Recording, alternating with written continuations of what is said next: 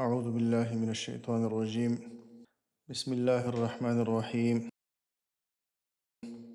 ألم تر إلى الذين خرجوا من ديارهم وهم ألوف حذر الموت فقال لهم الله موتوا ثم أحياهم إن الله لذو فضل على الناس ولكن أكثر الناس لا يشكرون.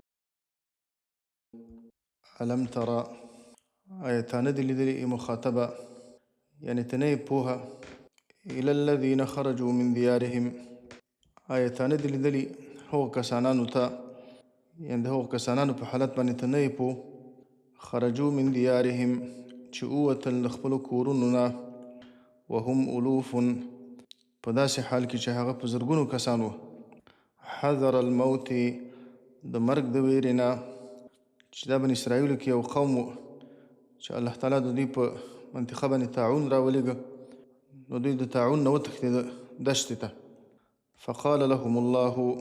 فقال لهم نو وویل دوی ته الله تعالی موتو مړه شئ تاسو نو ټول مړه شو ثم احیاهم بیا دوباره دوی را ژوندي کړه الله تعالی د حزقیل علیه السلام په دعا باندې ان الله لذو فضل علی الناس ان الله یقینا الله تعالی لذو فضل خامخا خاوند فضل او مهرباني دی على الناس په خلکو باندې ولكن اکثر الناس لیکن اکثر د خلکونه لا یشکرون د الله تعالی شکر نه ادا کوي نو په دې واقعه کې الله تعالی مؤمنانو ته د جهاد ترغیب ورکوي چې مؤمنانو تاسې د مرګ د ویرې نه جهاد مه پرېږدئ دا کسانان د مرګ نه وتښتېده لیکن بیا هم الله په دوی باندې مرګ راوست نو یوازې په جهاد کې مرګ نه دی الله تعالی چې په هر ځای کې وغواړي په انسانانو باندې مرګ راوستلی شي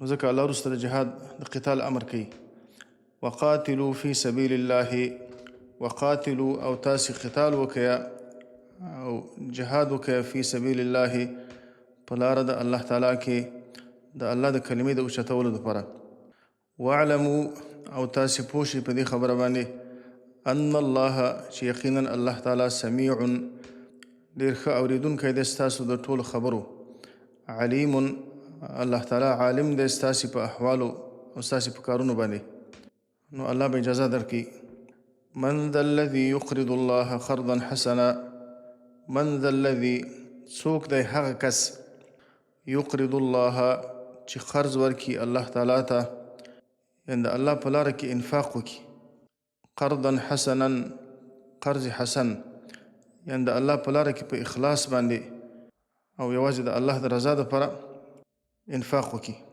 فیضاعفه چې زیات کړي الله تعالی د هغه دپاره له د هغه دپاره اضعافا کثیرة یعنې ډېر زیات چندونه چې الله تعالی د ده دا انفاق که لږې مصرف کړي الله تعالی ورته د لږو په مقابل کې ډېر زیات ثوابونه ولیکي والله یقبض ویبسط او الله تعالی یقبض تنګوي رزق د چا لپاره چې وغواړي ویبسط او الله تعالی فراخوي رزق د چا لپاره چې وغواړي یعنې په انفاق باندې مال کمیږي نه ځکه دا د مال کموالی او زیاتوالی دا د الله په اختیار کې دی الله چاته چې وغواړي لږ ورکوي چاته چې الله وغواړي زیات ورکوي والیه ترجعون او خاص د الله تعالی خواته به تاسې ورګرځول کېږي په آخرت کې نو الله به تاسې د اعمالو جزا درکړي الم تر الى الملأ من بني اسرائیل په دې آیتونو کې الله تعالی د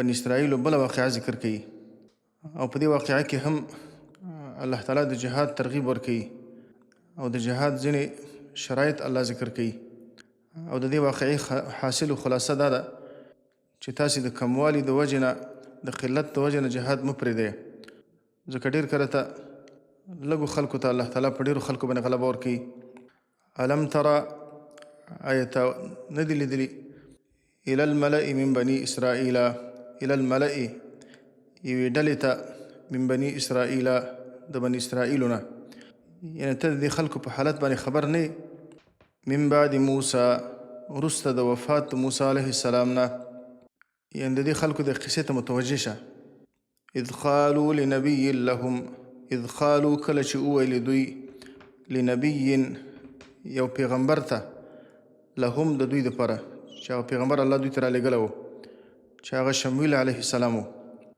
ابعث لنا ملکا ابعث لنا مقرر که زموږ دپاره ملکا یو پاچا نقاتل فی سبیل الله دې دپاره چې موږ قتال وکړو د هغه سره د الله په لاره کې د الله د کلمې د اوچتوالي دپاره نو دې نه معلومیږي چې د یو امیر د قیادت نه بغیر جهاد نه کیږي د جهاد دپاره امیر پکار دی قال وویل پیغمبر دوی ته هل عسیتم یقینا نږدې یاستئ تاسو ان کتب علیکم القتال ان کتب که فرض کړی شي علیکم په تاسې باندې القتال جنگ د الله تعالی په لاره کې الله تقاتلو تاسو نږدې یاستئ چې تاسې به قتال ونه کوئ ځکه ستاسې حالت ماته معلوم دی قالو نو وویل دوی د پیغمبر ته وما لنا الا نقاتل فی سبیل الله وما لنا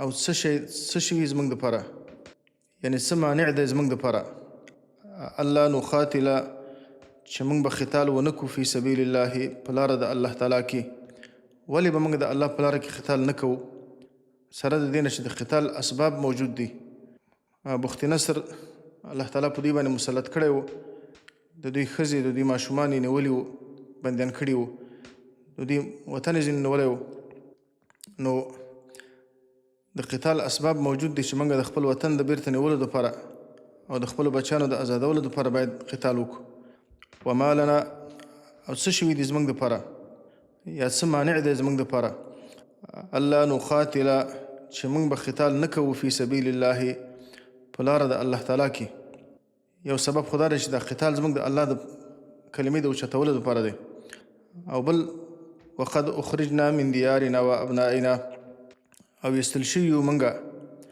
من دیارنا و ابنائنا د کورونو خپلو نه او د بچیانو خپلو نه دا زموږ بچیان دا جالوتیانو نیولي وو د جالوت قوم عمالقه وو هغوی زموږ وطن نیولی دی او زموږ بچیان د هغو سره بندیان دي نو د جهاد دپاره او د قتال دپاره څه مانع نشته دی او د قتال مقتضي موجود دی اسباب موجود دي نو کله چې دوی ډېر اصرار وکړو نو الله په دوی باندې قتال فرض کړ فلما کتب علیهم نو هر کله چې فرض شو په دوی باندې القتال او جنگ د الله په لاره کې تولوا نو مخ واړو دې ټولو د قتال کولو نه او بزدله شول الا قلیلا منهم مگر لږ کسان د هغوی نه چې هغوی د الله دپاره جهاد وکړه قتال یې وکړه او الله ورته غلبه ورکړه چې وروسته به ذکر شي چې یو نهر راغی په نهر کې الله په دوی باندې امتحان راوسته نو په امتحان کې صرف ډېر لږ کسان کامیاب شو او هغه پاتې کسان هغه بزدله شو او دې لږو کسانو ته الله تعالی بیا غلبه ورکړه والله علیم الله تعالی عالم دی بالظالمین په حالت د ظالمانو باندې نو الله به هغو ته جزا ورکوي نو کله چې دوی د خپل وخت د پیغمبر نه پاچا یې ځان دپاره وغوښته امیر یې وغوښته هغه پیغمبر الله تعالی ته سوال وکړي چې الله د دوی دپاره یو پاچا مقرر کړه نو الله تعالی طالوت دوی دپاره پاچا مقرر کړه وقال لهم نبيهم او اولی دوی ته پیغمبر د دوی ان الله قد بعث لكم یقینا الله تعالی مقرر کړی دی ستاسې دپاره طالوت ملکا پاچا الله تعالی تاسې ته طالوت د امیر او د پاچا په صفت باندې ټاکلی دی دا د الله تعالی انتخاب دی دا زما خپل اجتهاد نه دی بلکې د الله د خوا نه تعین شوی دی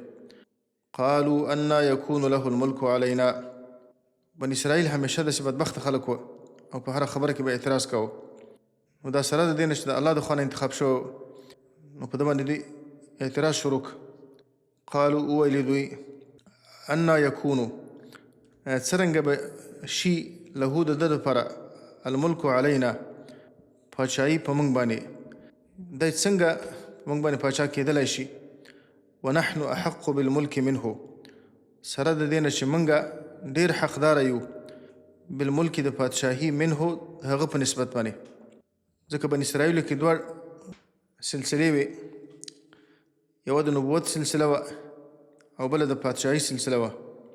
د لاوا په اولاد کې یا څوک وایي لاوي دا د نبوت سلسله وه او د یهودا په اولاد کې د ملکو د پادشاهي سلسله وه. او دا طالوت چې و دا نه په دې سبت نبوت کې و نه په سبت المملکت کې و بلکې دا د یو وینځي بچی و. ونحن احق بالملک منه سره د دې نه چې موږ ډېر حقداره یو بالملک د پادشاهي منه د هغه نه. قال ولم يؤت ساعة من المال او بله خبره دا ده چې ولم يؤت نه دی ورکړی شوی ده ته ساعة فراخي من المال د مال نه، مالدار هم نه غریب دی. قال وویل پیغمبر د زمانې دوی ته ان الله اصطفاه علیکم، ان الله یقینا الله تعالی اصطفاه علیکم غوره کړی دی دی په تاسې باندې، الله تعالی دی غوره کړی دی د پادشاهي دپاره علیکم په تاسې باندې. وزاده او زیات کړی دی الله تعالی د لره بسطة د فراخۍ په اعتبار باندې فی العلم په علم کې والجسم په جسم کې. یو خدا ده چې دا د الله انتخاب دی چې الله چاته وغواړي پادشاهي ورکوي، او بله دا ده چې په ده کې د پادشاهي هغه صفات هم پکې شته دي، د مشرۍ صفات پکې دي. مشرۍ دپاره یو علم پکار دی او بل قوت پکار دی، جسامت پکار دی، بهادري پکار ده. الله په ده کې دا دواړه صفتونه پیدا کړي دي. والله یؤتي ملکه من یشاء او بله خبره دا ده چې الله تعالی انتخاب دی چې الله چاته وغواړي ورکوي. والله یؤتي او الله تعالی ورکوي ملکه پادشاهي خپله من یشاء هغه چاته چې الله تعالی وغواړي، یعنې هغه پادشاهي چې د الله په اختیار کې ده، الله چې چاته وغواړي ورکوي او په الله باندې څوک اعتراض نشي کولی.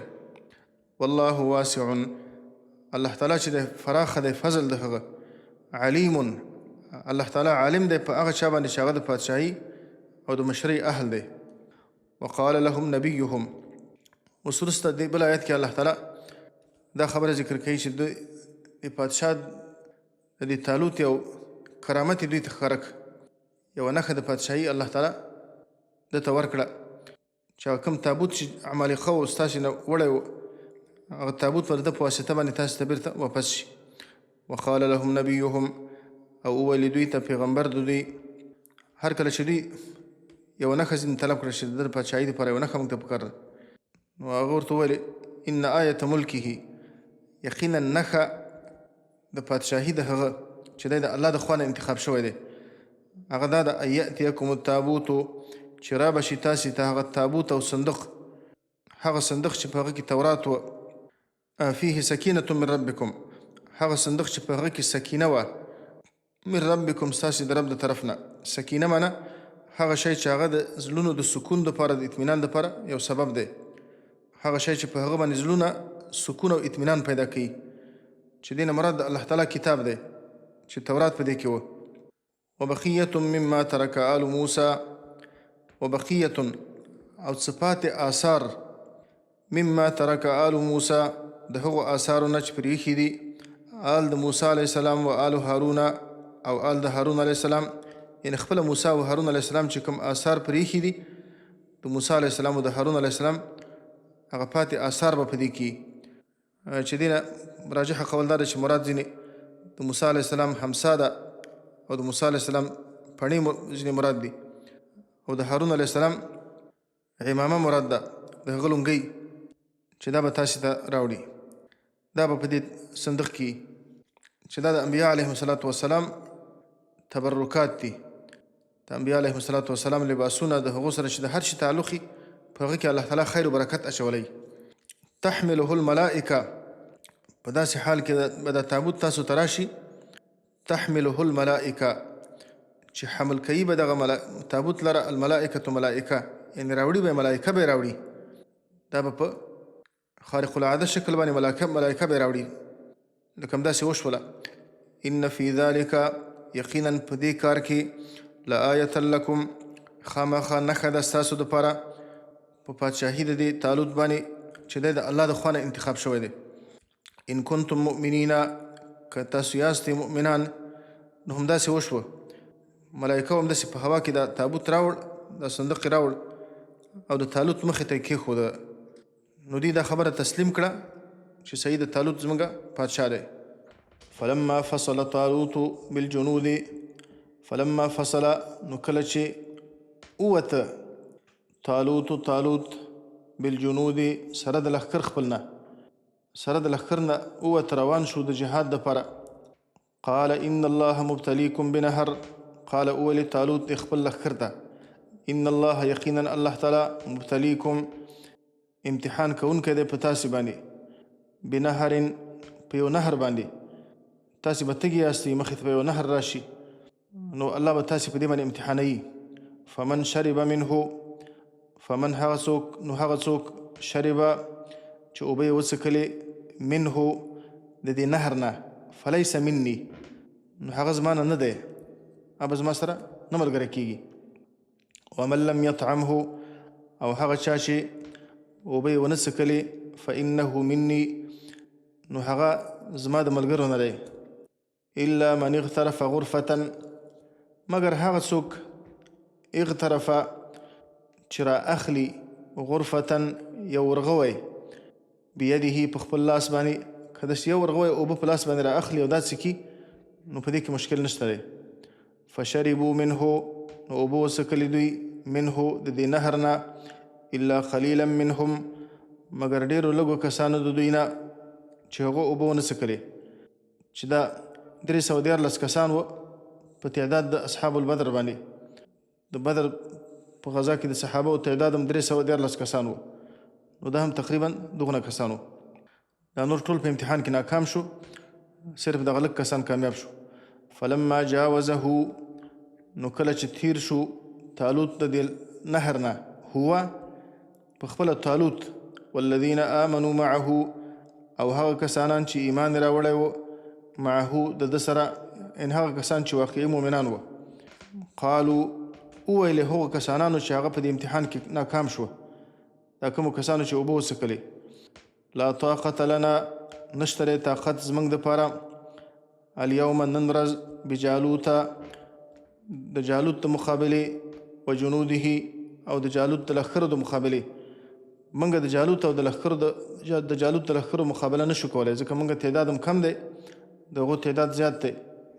قال نو الله په دې کې جبن پیدا کړي چې حرامې خېټې ته ننوته، الله تعالی په دې کې جبن و بزدلي پیدا کړه.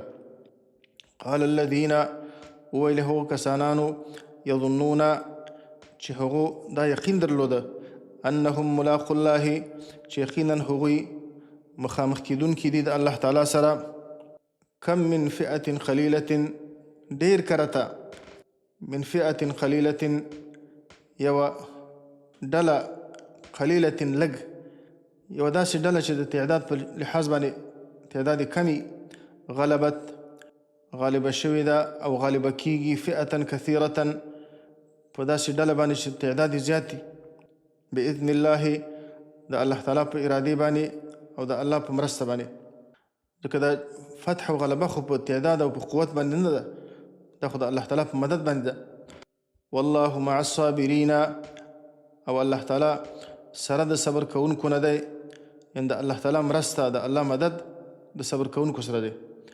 ولما برزوا او کله چې را ووتل دوی لجالوت و جنوده کله چې راښکاره شوه میدان د جنگ ته لجالوت و جنوده جالوت ته او د جالوت د لښکرو د مقابلې دپاره چې کله د جنگ میدان ته راښکاره شول راووتل. قالو نو وی ویلې نو سره د دې نه چې هغه ظاهري اسباب هم د ځان سره درلودل، د ظاهري اسبابو په څنګ کې د الله نه دعا وغوښتله. قالو وویلې دوی دعا یې وکړه ربنا ای زموږ ربه افرغ علینا راتوکې په موږ باندې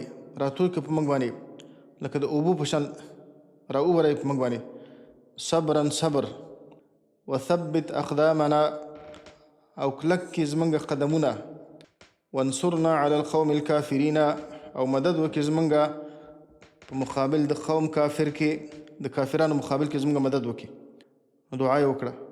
فهزموهم نو نتیجه دا شوله فهزموهم نو شکست ورکړه دوی جالوت او د جالوت لښکرو ته، نو شکست ورکړه دوی جالوت او د جالوت ملګرو ته. بإذن الله د الله تعالی په اذن. وقتل داوود او قتل که داوود علیه السلام چې داوود علیه السلام لا تر اوسه پورې پیغمبر نه و او دا کشر هم و، دا د طالوت په لښکر کې و. هغه د جالوت مقابلې ته ورووته او جالوت یې په مشینو زغه باندې اوښته او بیا یې قتل کړ. وقتل داوود او قتل که داوود علیه السلام جالوت یې قتل که. نو الله د هغو په زړو کې روب واچاو او بیرته واپس شول.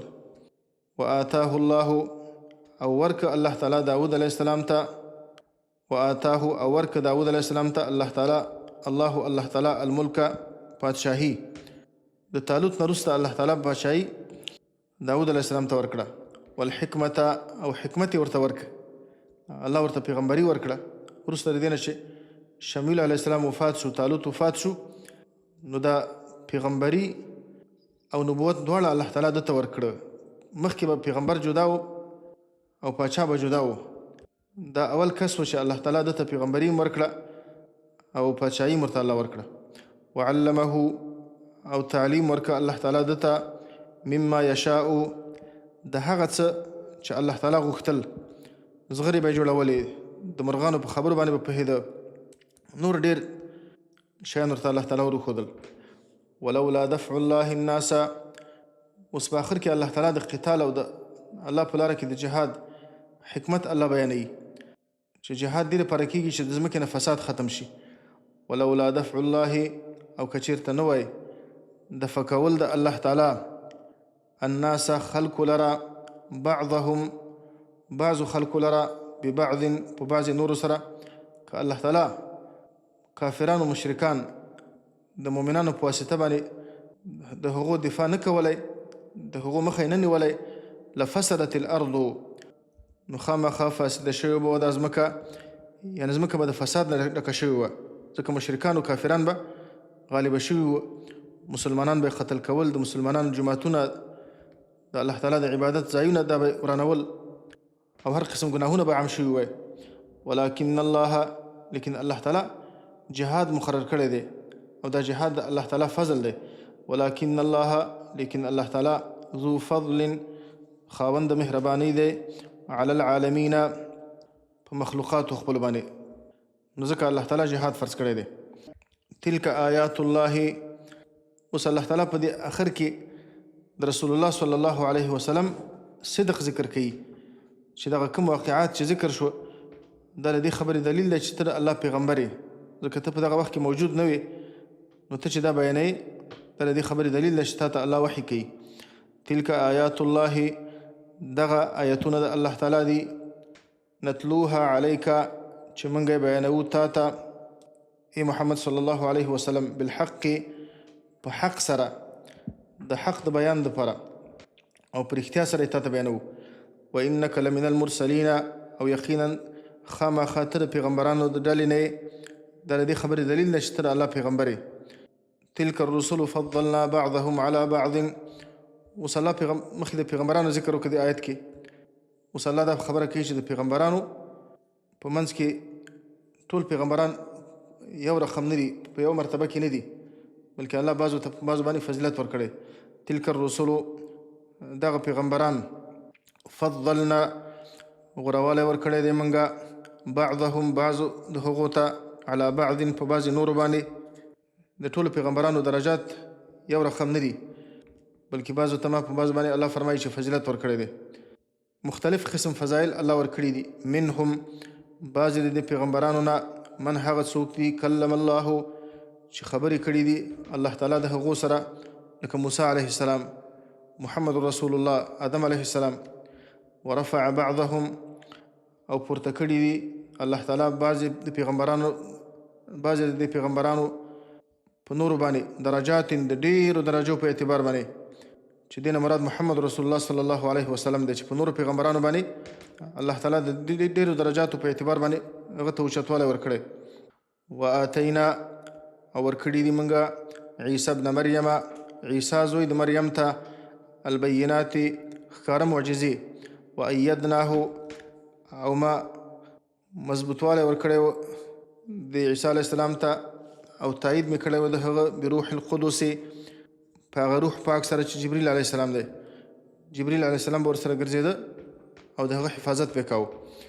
ښه دومره پیغمبران چې الله راولېږل، دا انسانان ولې حق نه مني؟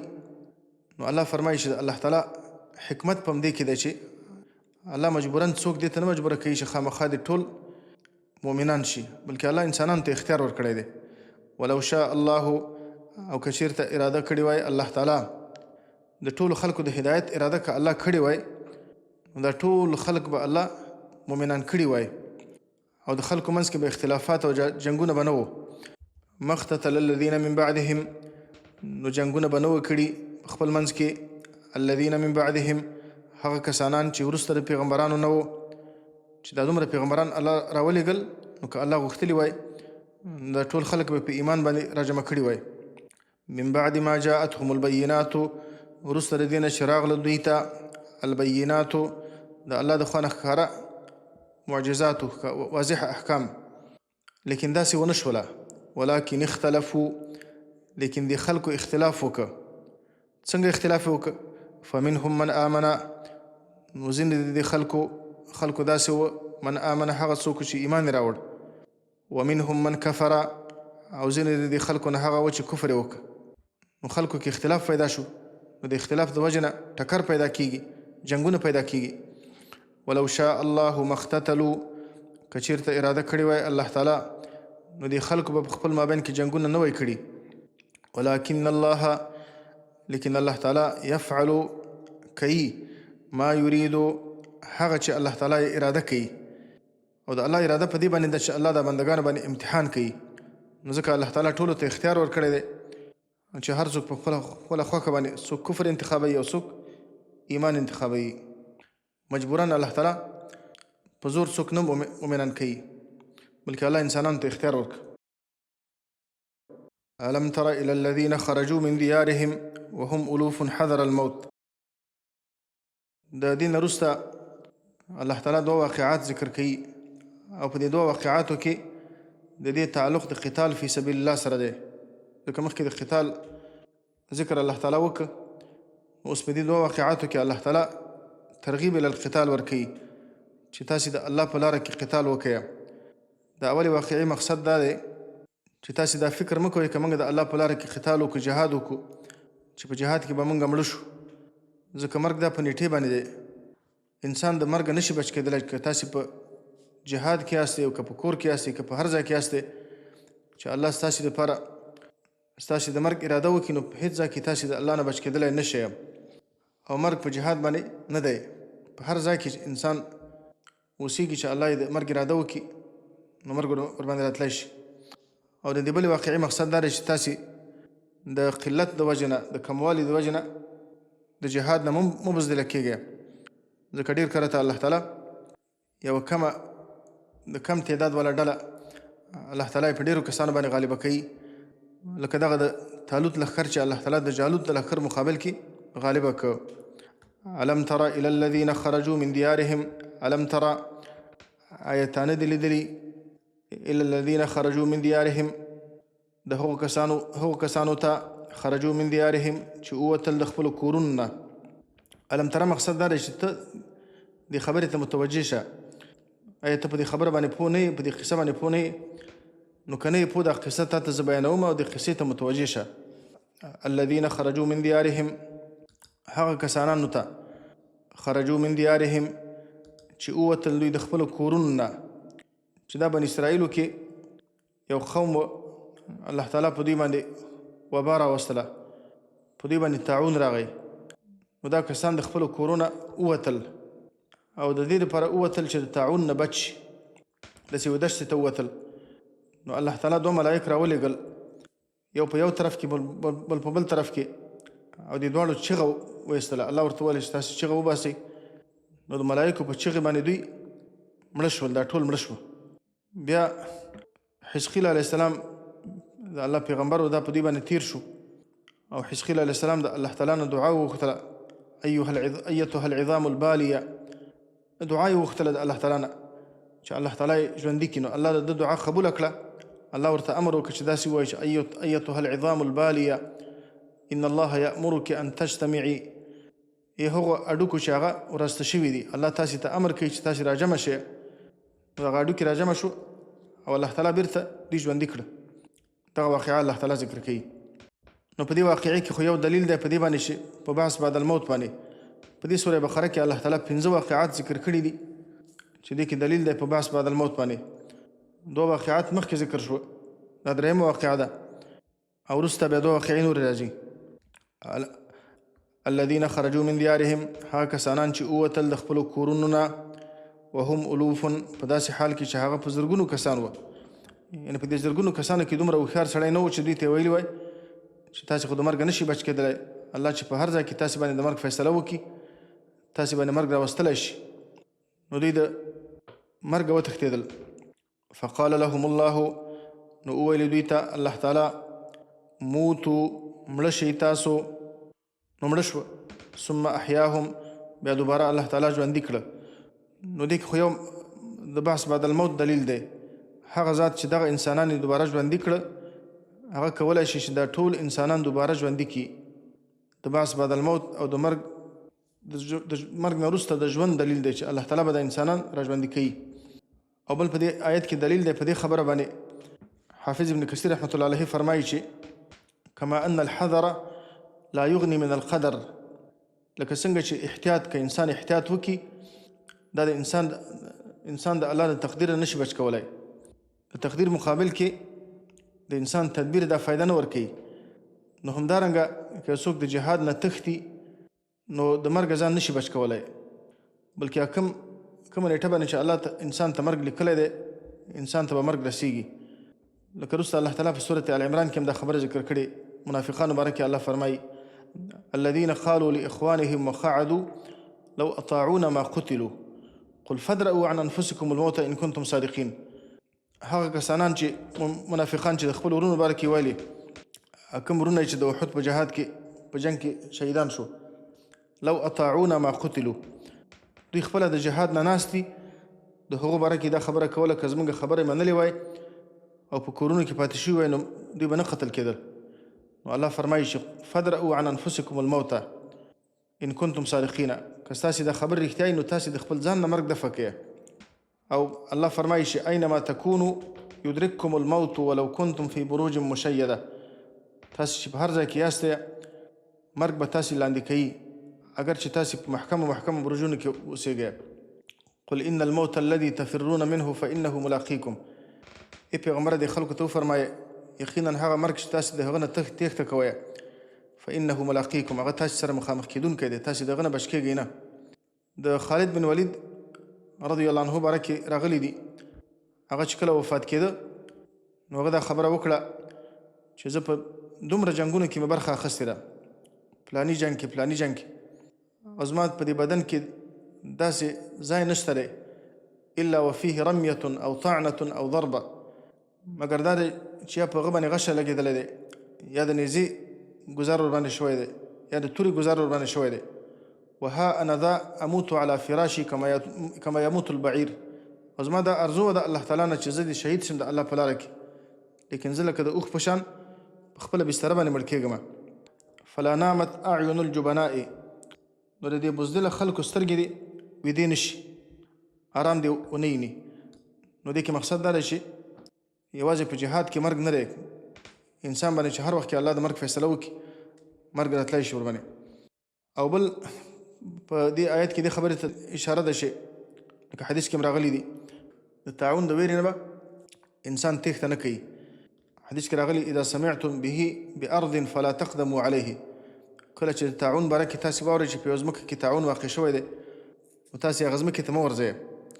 واذا وقع بارض وانتم بها فلا تخرجوا فرارا منه، او کله چې تعاون په یوه ځمکه کې واقع شي او تاسې په هغه ځمکه کې موجود یاستئ نو تاسې د ځمکې نه مه وځئ د فرارا منه دپاره د تېښتې کولو د تعاون نه، نو انسان د مرګه ځان نشي بچ کولی. ان الله لذو فضل علی الناس، یقینا الله تعالی خامخا صاحب د فضل و مهرباني دی علی الناس په خلکو باندې، ولکن اکثر الناس لا یشکرون، لیکن اکثر د خلکو نه د الله تعالی شکر نه ادا کوي. وقاتلوا فی سبیل الله، اوس الله د قتال امر کوي. وقاتلوا فی سبیل الله، او تاسې قتال وکړئ، جنګ وکړئ د الله تعالی په لاره کې، یعنې د الله د کلمې د اوچتولو دپاره. واعلموا او تاسې پوه شئ په دې خبره باندې ان الله سمیع علیم، چې یقینا الله تعالی ډېر ښه اورېدونکی دی ستاسې د ټولو خبرو، او الله عالم دی ستاسې په کارونو باندې او ستاسې په نیتونو باندې. نو تاسې ته به الله تعالی اجازه درکوي. من ذا الذي يقرض الله قرضا حسنا، د قتال نه وروسته الله تعالی د انفاق ترغیب ورکوي، ځکه د الله په لاره کې د انفاق نه بغیر قتال نشي کېدلی. د قتال دپاره د جهاد دپاره اسباب پکار دي او د اسبابو دپاره امکانات پکار دي. نو ځکه الله تعالی د انفاق ترغیب ورکوي چې تاسې د الله په لاره کې انفاق وکړئ. من ذا الذي، همیشه دپاره قرآن کریم کې چې الله تعالی کله د قتال امر کوي، د جهاد امر چې کوي، نو جهاد بالمال او جهاد بالنفس دواړه الله ذکر کوي، ځکه چې جهاد یوازې په نفس باندې نه کېږي تر څو پورې چې انفاق پکې ونه شي، ځکه جهاد اسباب غواړي. الله فرمایي واعدوا لهم ما استطعتم، تاسې د کافرانو مقابل کې ځان چمتو کړئ، ځان اماده کړئ د هغو د مقابلې دپاره، اسباب برابر کړئ، تاسې اسبابو دپاره انفاق پکار دی.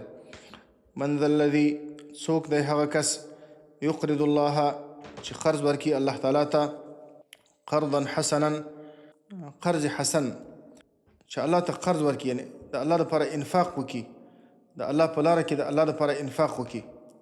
او د دې نه الله تعالی په قرض باندې تعبیر کړی دی.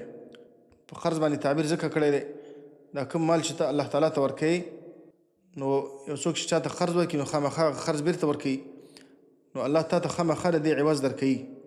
وما آتیتم من شیء فهو یخلفه، تاسې چې کوم شی ورکوئ فهو یخلفه، نو الله تعالی تاسې ته دغه عوض درکوي.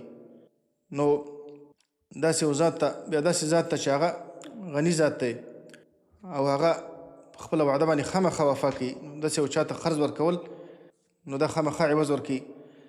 او قرضا حسنا دې ته ویل کېږي چې په اخلاص باندې حلال مالی او غوره مالی، هغه مال چې هغه بهترین مال دی، حلال مال دی او غوره مال دی، او په اخلاص باندې انسان د الله دپاره یو څه ورکړي. او چاته چې مال ورکوي په هغه باندې به احسان نه باروي، هغه ته به اذیت نه ورکوي، دا قرض حسن دی. من ذا الذي، څوک دی هغه کس، یقرض الله چې قرض ورکړي الله تعالی ته، قرضا حسنا، قرض حسن، یعنې د حلال مال نه او ښه مال ورکړي او په اخلاص باندې ورکړي، او د انفاق نه وروسته کوم فقیر ته چې مال ورکوي په هغه باندې احسان خپل بار نه کړي، هغه ته خپل احسان یاد نه کړي او هغه ته ضرر ور نه کړي. فیضاعفه، نو زیات به کړي الله تعالی له دته، دغه مال به الله دته زیات کړي، اضعافا کثیرة، په ډېرو زیاتو چندونو باندې، څو چنده به الله تعالی دته عوضونه ورکړي. لکه وروسته الله تعالی په همدې سورې بقره کې الله دا خبره ذکر کړې ده چې یو مثال الله ذکر کړی چې الله به یو په 900 باندې ورته ورکړي، او بیا فرمایي چې والله یضاعف لمن یشاء، او الله تعالی چې چا لپاره وغواړي د دې نه هم زیات ورکوي، چې وروسته دا خبره ذکر کېږي انشاءالله. والله یقبض ویبسط، اوس الله دې خبرې ته اشاره کوي چې که تاسې د الله دپاره انفاق کوئ نو په دې باندې تاسې غریبان کېږي نه، په دې باندې ستاسې مال نه کمیږي، ځکه د مال زیاتوالی او کموالی دا د الله په اختیار کې دی. والله یقبض، او الله تعالی تنګوي رزق د چا لپاره چې وغواړي، ویبسط، او الله تعالی فراخوي رزق د چا لپاره چې الله تعالی یې وغواړي. نو د رزق فراخي او تنګي دا د الله په لاس کې ده. و الیه ترجعون، او خاص د الله تعالی خواته به تاسې ورګرځول کېږئ، او الله به تاسې ته ستاسې د اعمالو بدلې درکوي. الم تر الى الملأ من بني اسرائیل من بعد موسی، اوس الله دې نه وروسته هغه بله واقعه ذکر کوي د بني اسرائیلو، چې په دې کې هم مقصد ترغیب الی القتال دی، چې تاسې د قلت د وجې نه جهاد مه پرېږدئ، او د جهاد د ځینو شرایطو ته الله تعالی اشاره کوي، ذکر کوي. الم ترى، آیت ته نه ګوري، تا نه دي کتلي، الى الملأ من بني اسرائیل، هغه یو جماعت ته من بني اسرائیل، د بني اسرائیلو نه، یعنې د هغو په حالت باندې ته خبر نه یې، نو ته د هغو حالت ته متوجه شه چې زه بیان کړم درته. من بعد موسی، وروسته د موسی علیه السلام نه، موسی علیه السلام نه وروسته د بني اسرائیلو یوه ډله وه، اذ قالوا لنبي کله چې ویل دوی لنبي یو پیغمبر ته لهم د دوی دپاره چې الله را لېږلی و ابعث لنا ملکا مقرر که زموږ دپاره ملکا یو پادشاه یو امیر موږ ته مقرر که نقاتل فی سبیل الله دې دپاره چې موږ قتال وکړو او جنګ وکړو د الله تعالی په لاره کې د الله د کلمې د اوچتولو دپاره موږ ته یو پادشاه یو امیر وټاکه. دې نه معلومیږي چې د یو امیر د قیادت نه بغیر جهاد دا نه کیږي ځکه چې هر څوک ځان ځان ته جهادونه کوي نو بیا هغه تنظیم او ترتیب په صحیح طریقې باندې نشي کېدلی. د جهاد چې کوم اصلي مقصد دی هغه مقصد ته بیا نه رسیږي انسانان بیا د هغه نه بل شی جوړیږي. نو یو خاص نظام پکار دی ورته. ابعث لنا ملکا موږ دپاره یو پاچا تعین که نقاتل فی سبیل الله چې موږ قتال وکړو د الله په لاره کې. قال هل عسیتم هغه پیغمبر ورته ویلي چې یقینا نږدې یاستئ تاسو ان کتب علیکم القتال که فرض شو په تاسو باندې قتال د الله په لاره کې الله تقاتلو چې تاسې به قتال ونه کوئ ځکه ستاسې خوی ماته معلوم دی ستاسې هر څه ماته معلوم دي که تاسې باندې الله جهاد فرض کړي نو تاسې به د الله په لاره کې جهاد ونه کوئ. تر څو چې الله جهاد فرض کړی نه دی نو د جهاد غوښتنه نه ده پکار. حدیث کې راغلی دی رسول الله صلی الله علیه وسلم فرمایي لا تتمنوا لقاء العدو تاسې د دښمن سره د مخامخ کېدلو ارزو مه کوئ. د الله نه دا مه غواړئ چې الله ته موږ باندې داسې یو حالت راولي چې موږ د دښمن سره مقابله وکړو. واذا لقیتموهم فاثبتوا او چې کله ورسره مخامخ شي بیا د ثبات او استقامت نه کار واخلئ نو بیا صبر کوئ. لیکن مخکې د دې نه د الله نه عافیت غواړئ. نو د پیغمبر هم دوی ته ویل چې تاسې دا مه کوئ.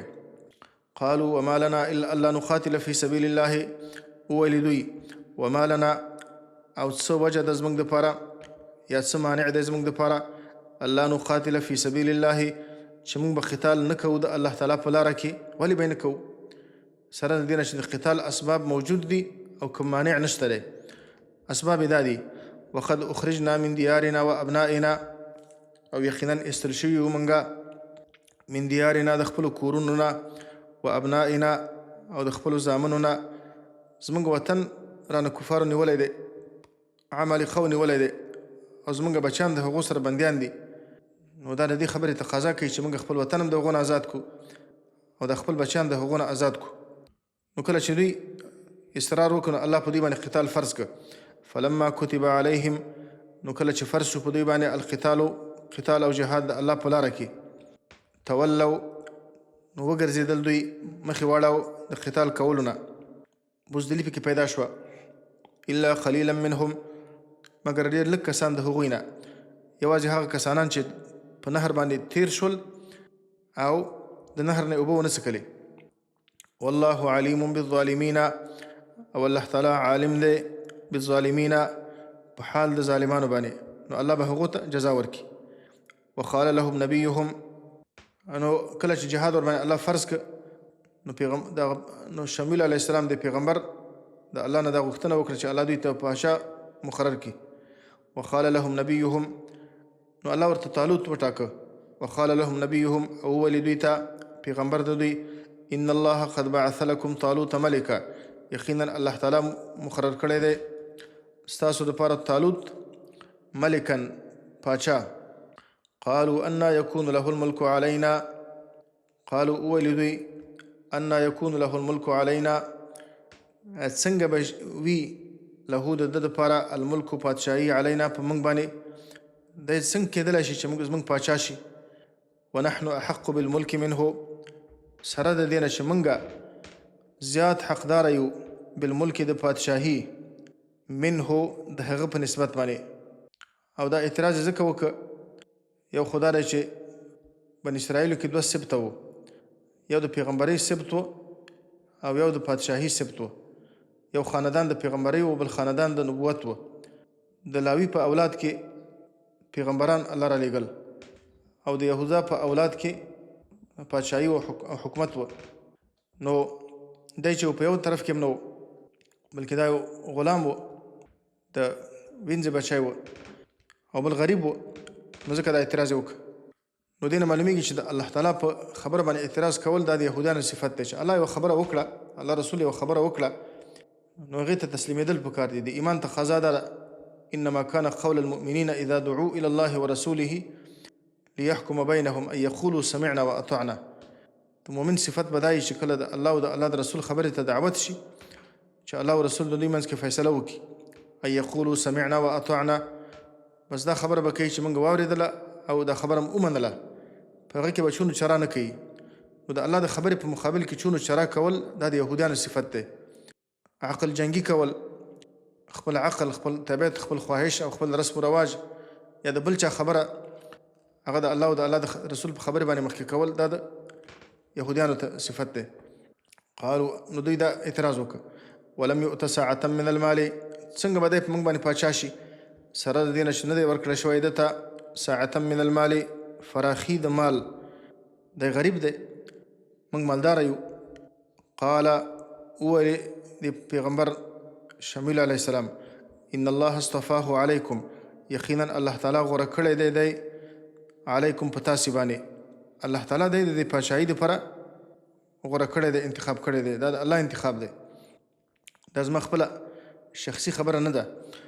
او بله دا ده چې په ده کې د پاچاهۍ اسباب موجود دي، د مشرۍ اسباب پکې شته دي. وزاده او زیات کړی دی الله تعالی ده لره بسطة د فراخۍ په اعتبار باندې فی العلم والجسم، هم په علم کې هم په جسم کې. الله ورته ښه علم ورکړی دی، هم دیني علم، هم سیاسي بصیرت ورته الله ورکړی دی، او هم الله ورته جسم ورکړی دی.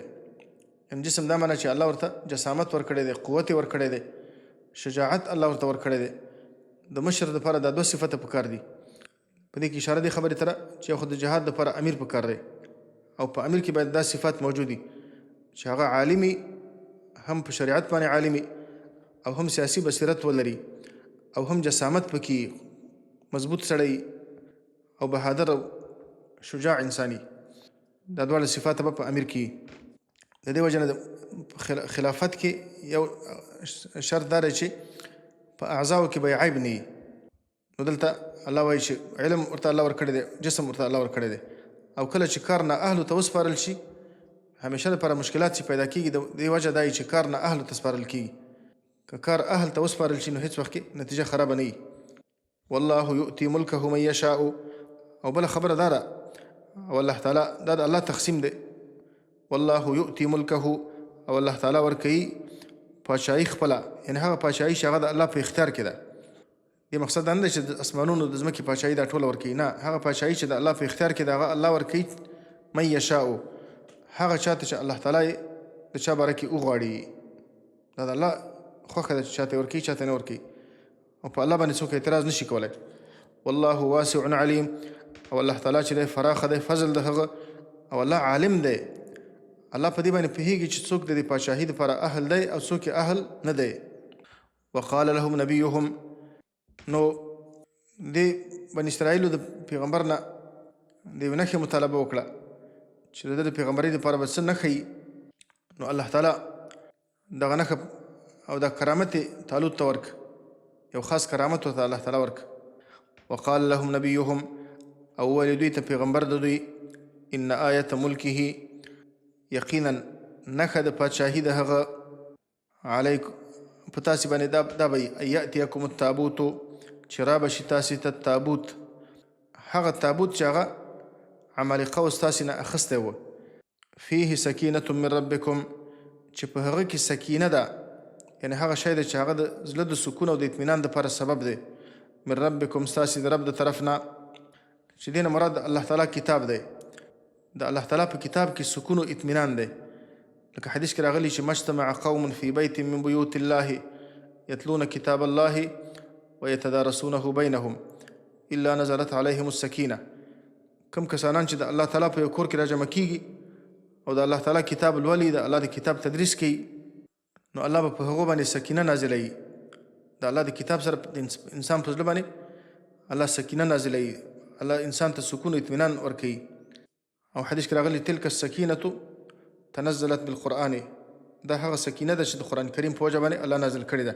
نو د الله په هر کتاب کې سکینه ده، چې د کې تورات و، د تابوت کې تورات و، د صندوق کې تورات و.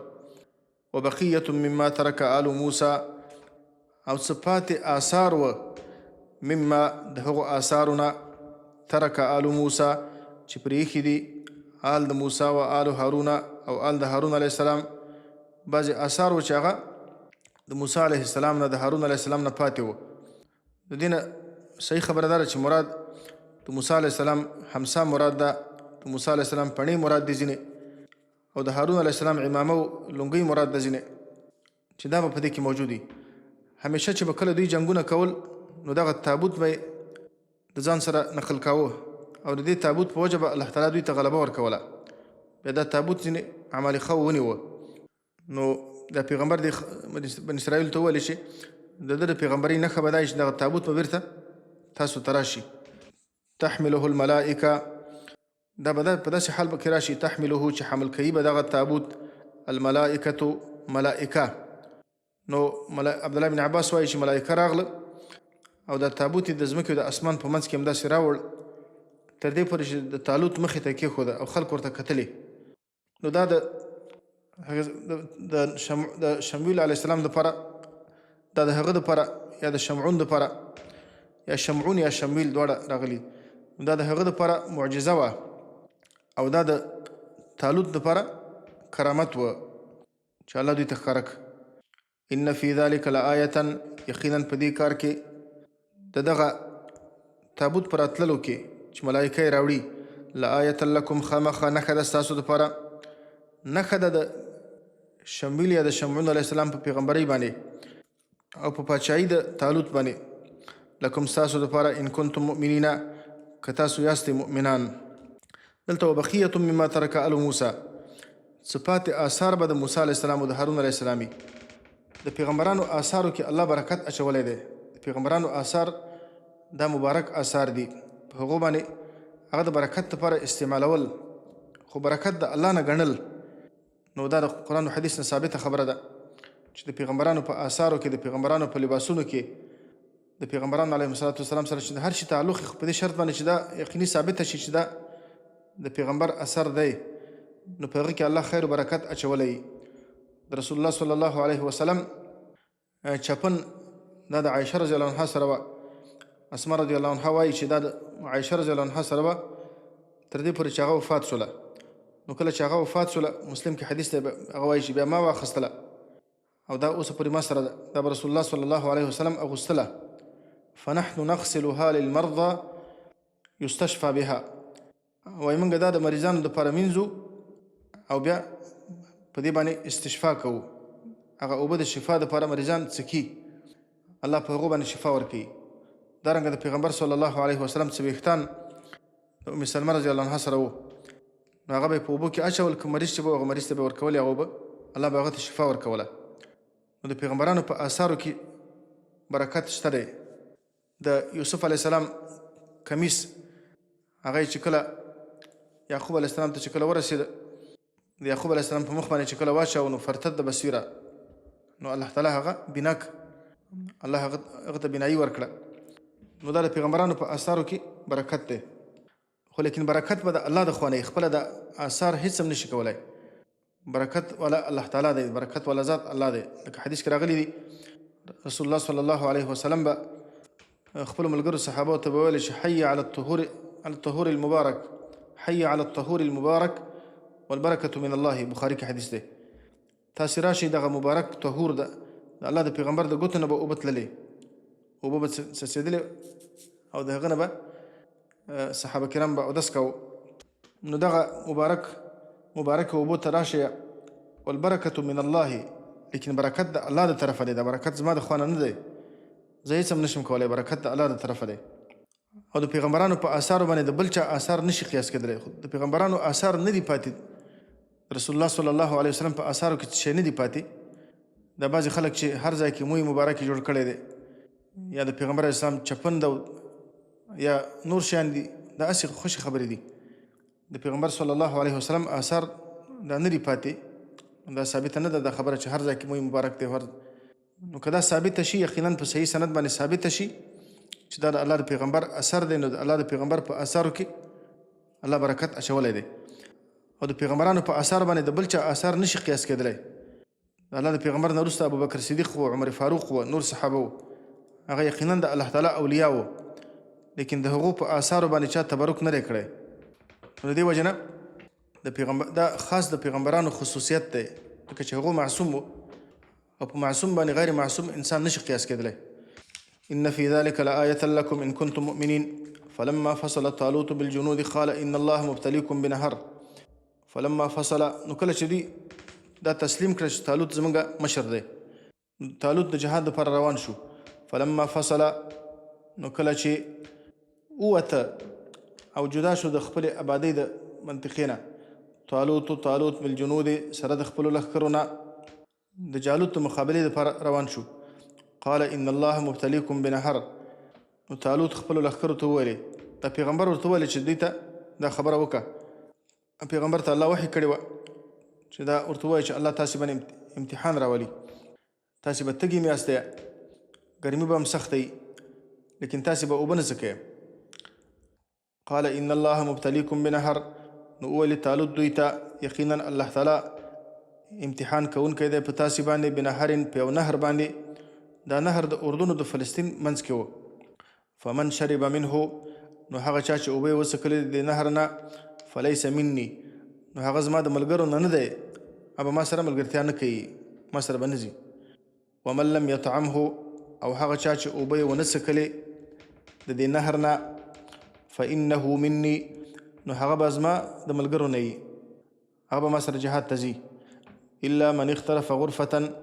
لیکن هغه څوک اغترف غرفة چې راواخلي یو ورغوي په اندازې باندې، بیده په لاس باندې، که د ورغوي په اندازې باندې اوبه د په لاس باندې را اخلي نو دې کې مشکل نشته دی. فشربوا منه إلا قليلا منهم. نو الله فرمایي فشربوا منه. نو اوبه وڅښلې دوی منه د دې نهر نه، او ښې ډېرې وڅښلې. إلا قليلا منهم. مګر لږو کسانو د هغوی نه اوبه ونه څښلې. چې دا برا بن عازب وایي كنا نتحدث أن أصحاب محمد صلى الله عليه وسلم الذين كانوا يوم بدر 319 على عدة أصحاب طالوت. وایي موږ به یو بل سره دا خبره کوله چې د الله د پیغمبر اصحاب د بدر په ورځ باندې څه د پاسه 300 کسان وو، څه د پاسه 310 کسان، اندلسو نه څه د پاسه تقریبا 313 کسان په تعداد د اصحاب طالوت باندې. هغه کسان چې طالوت سره د نهر نه پورې وتل. وما جازه الا معه الا مؤمن. او د هغه نه پورې نه وتل مګر هغه کسانان چې مؤمنان وو. فلما فشربوا منه الا قليلا منهم. نو لږ کسان پاتې شو سره. فلما جاوزه هو. نو کله چې تیر شو د دې نهر نه هو طالوت په خپله، والذین آمنوا معه. او هغه کسانان چې مؤمنان وو د سره، قالوا لا طاقة لنا اليوم بجالوت وجنوده. نو دوی وویلې لا طاقة لنا، نشته طاقت زموږ دپاره، اليوم نن ورځ، بجالوت وجنوده د مقابلې د جالوت او د لښکرو د جالوت. د جالوت او د لښکرو د جالوت مقابله موږ نشو کولی، ځکه چې دغو تعداد زیات دی، زموږ تعداد کم دی.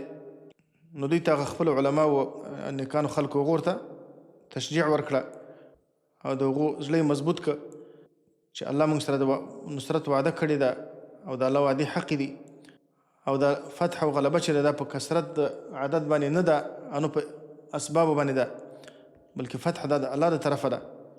نو ویل قال الذين يظنون انهم ملاقو الله.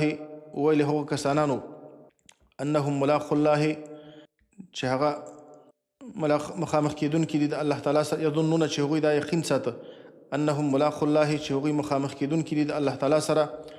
کم من فئة قلیلة.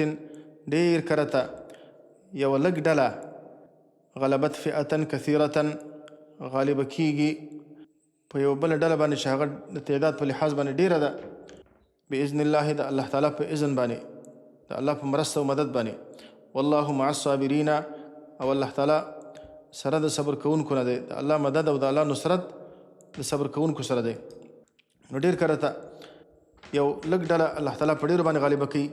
او دې کې حکمت دا دی چې الله دا خبره ثابتوي، که یو طرف ته هم کسان ډېري بل طرف ته هم کسان ډېري، خو یو سړی به ووایي چې دا د خپل قوت په وجه باندې غالبه شو په بله ډله باندې، او که دا لږ ډله په ډېرو کسانو باندې غالبه شي نو په دې کې د الله هغه غیبي نصرت معلومیږي چې دا د الله تعالی په نصرت باندې غالبه شوه.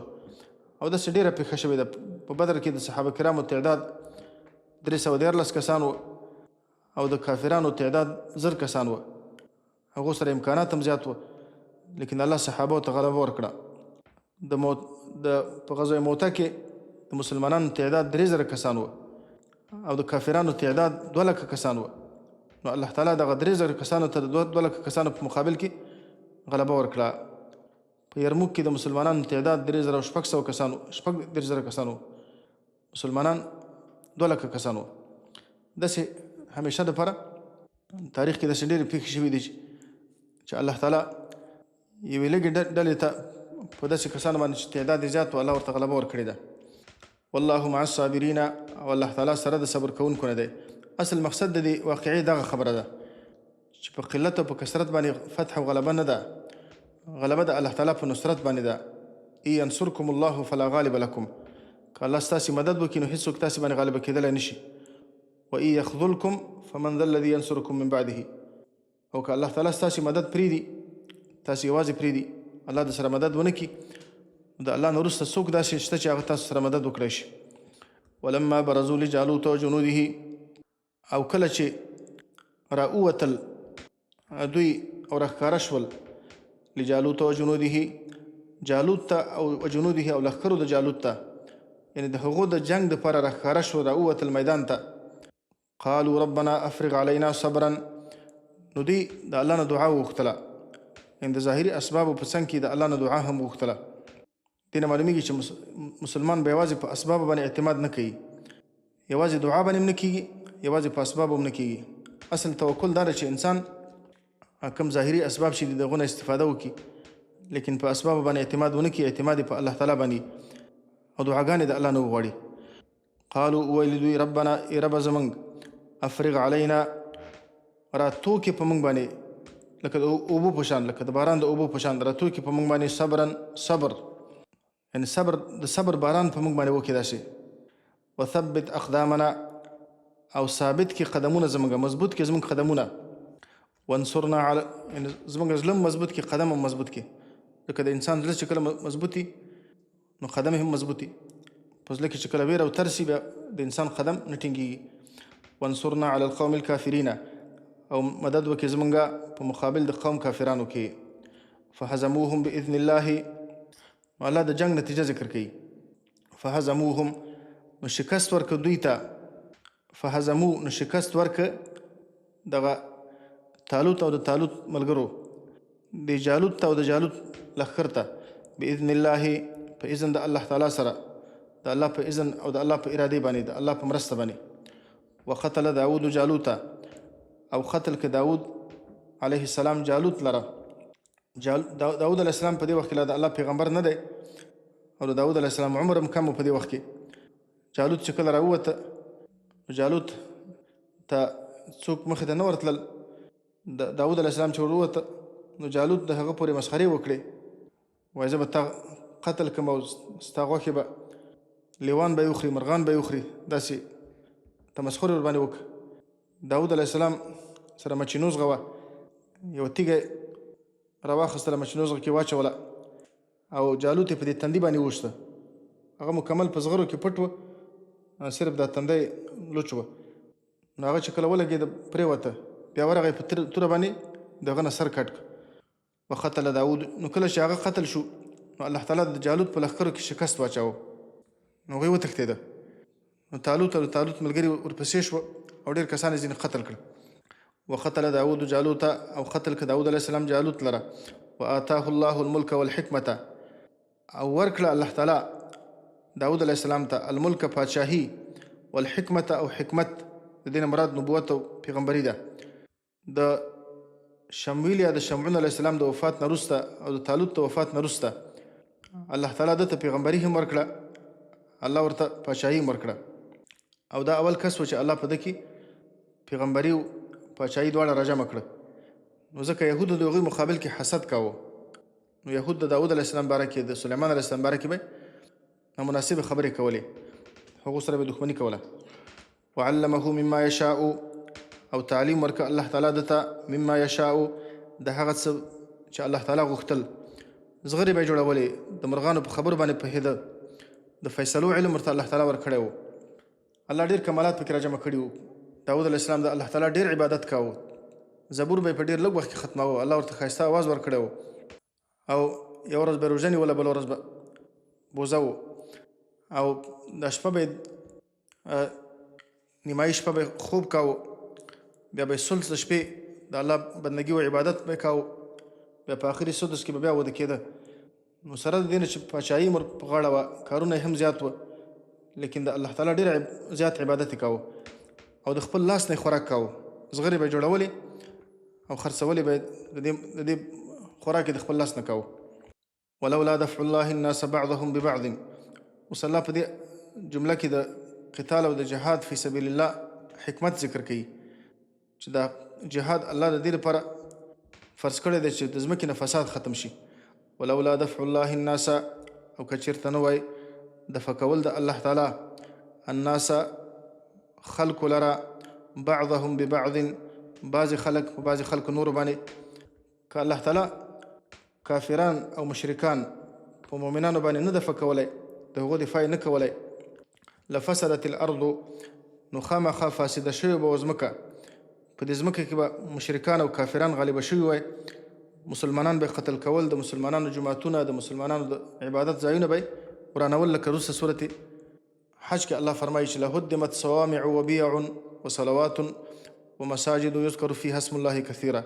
یعنې هغه ځایونه په هره زمانه کې چې هغه کې د الله عبادت کېږي، هغه کې د الله بندګي کېږي، دا به د کافرانو ورانول. او ګناهونه به عام شوي وای، سودونه به عام شوي وای، فحشا به زیاته شوي وه، غلاګانې او هر قسم فسادونه به په ځمکه باندې زیات شوي وای.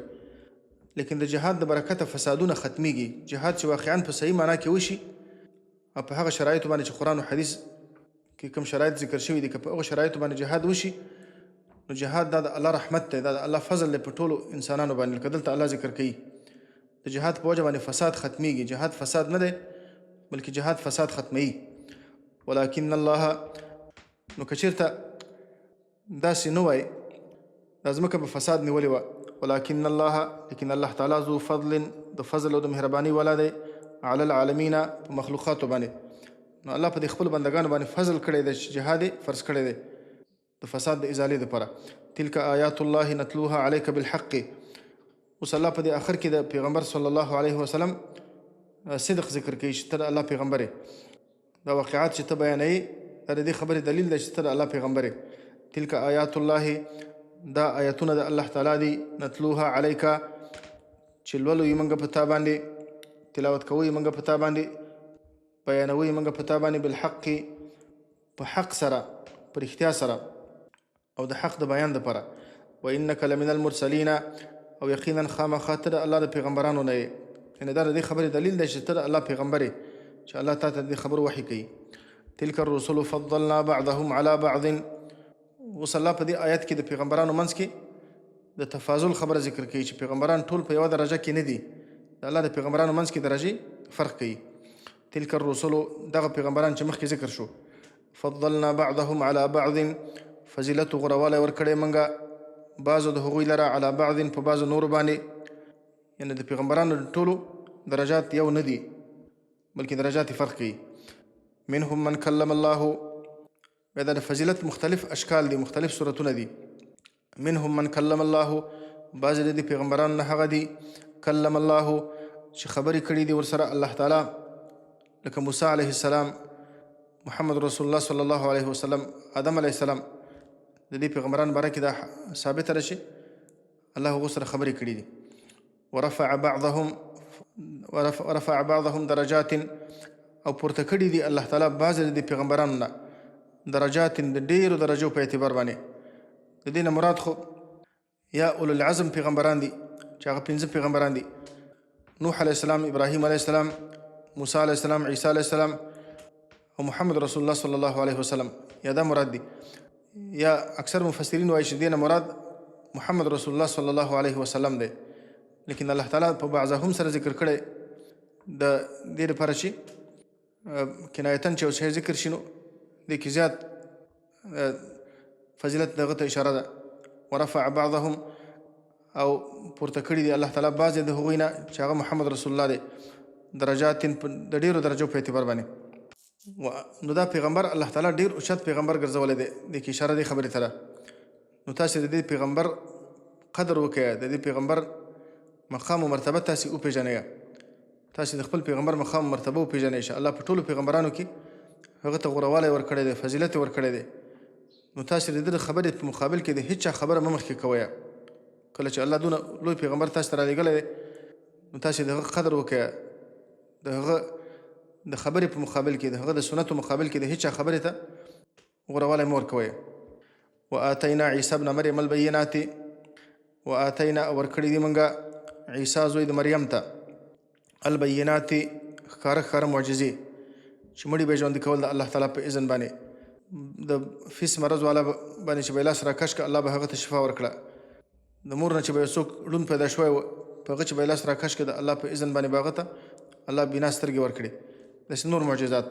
وایدناه او ما مضبوط کړی و عیسی علیه السلام بروح القدس په روح پاک سره. جبریل علیه السلام به د هغه سره ګرځېده او د هغه حفاظت پې کوه. دې کې دې خبرې ته اشاره ده په نصاراو باندې الله رد کوي چې عیسی د مریم زوی دی، عیسی د الله زوی نه دی او عیسی بنده دی د الله تعالی سره. د دې نه چې الله معجزات ورکړي دي، په معجزاتو کې الله ته محتاج و او په خپل حفاظت کې الله ته محتاج و. ځکه چې جبریل علیه السلام به هغه د هغه سره به ګرځېده. کافرانو یهودو کوشش کوو چې قتل کړي، لیکن جبریل علیه السلام د هغه حفاظت کوو او د هغه سره به ګرځېده. نو دی په خپل حفاظت کې هم الله ته محتاج و. ولو شاء الله او که اراده کړې وای الله تعالی مقتتل الذین من بعدهم جنگ به نه وای کړی یو د بل سره. الذین من بعدهم هغه کسانانو چې هغه د پیغمبرانو نه وروسته وو. دا پیغمبران چې الله راولېږل نو د پیغمبرانو نه وروسته به د خلکو په خپل منځ کې سره جنګونه نه کولای. الله به دا ټول خلک مؤمنان کړي وای که الله دا اراده کړې وای. من بعد ما جاءتهم البینات وروسته د دې نه چې راغلي و دوی ته البیناتو ښکاره ښکاره معجزې او د الله تعالی ښکاره احکام، روښانه او واضحه احکام. ولکن اختلفو، لیکن سره د دې نه چې الله دومره پیغمبران راولېږل او پیغمبرانو ته الله تعالی معجزې ورکړې وې، لیکن بیا هم د خلکو اختلاف وکړه. دا خلک په یوه عقیده باندې راجمع نه شول. څنګه اختلاف یې وکړه؟ فمنهم من آمنه، نو بعضې د دوی نه هغه څوک چې ایمان یې راوړ، ومنهم من کفر، او بعضې د هغو نه هغه څوک چې کفر یې وکړ. نو کله چې اختلاف راغی نو د اختلاف په نتیجه کې یو د بل سره جنګونه هم کېږي. ولو شاء الله او که چېرته اراده کړې وای الله تعالی مقتتلو، نو د خلکو به خپل منځ کې یو د بل سره جنګونه نه وای کړي، قتال به یې نه و کړی. ولکن الله یفعل ما یرید، لیکن الله تعالی کوي هغه څه چې الله تعالی اراده وکړي. یعنې د الله اراده دا ده چې الله د انسانان آزاد پرېښي دي.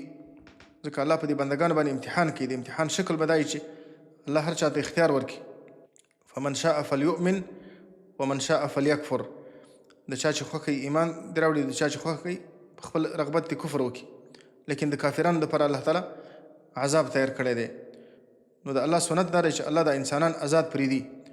ولو شاء ربک لآمن من فی الارض كلهم جميعا. الله بل ځای کې فرمایي که چېرته الله اراده کړې وای نو د ځمکې په مخ باندې چې څومره انسانان دي د ټول به ایمان راوړی وای. لیکن الله داسې ونه کړه، بلکې الله د انسانانو داسې آزاد پرېښوده او هر چا ته الله اختیار ورکړه چې په خپله خوښه باندې څوک ایمان انتخاب کړي، څوک کفر انتخاب کړي.